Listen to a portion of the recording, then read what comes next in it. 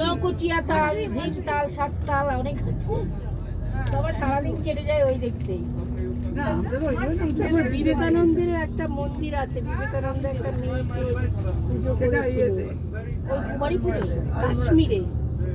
গ্যান্ডেলবার্গের ছবি, গ্যান্ডেলবার্গের ছবি।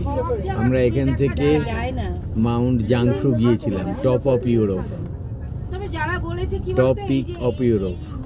সুইজারল্যান্ডে কিছুদিন আসলে বরফ পড়ে সাদা হয়ে যাওয়ার থেকে এই সিনারিটা কিন্তু ভালো। এটা ভালো না বলো? এটা অনেক ওটা তো সাদা ভটভট করছে, খুব একটা ভালো লাগতো না। সাদা তো দেখেই এলাম, বাড়ি ঘর। এখন এই জায়গাটা আমার খুব সুন্দর লাগছে।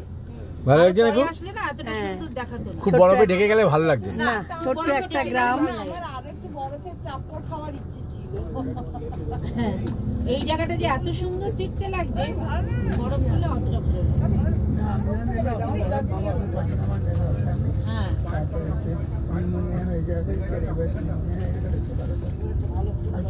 দেখো আমাদের পশ্চিমবঙ্গের লোকেরা কাজ করার জন্য কোথায় এসে আছে, সুইজারল্যান্ডে এসে আছে।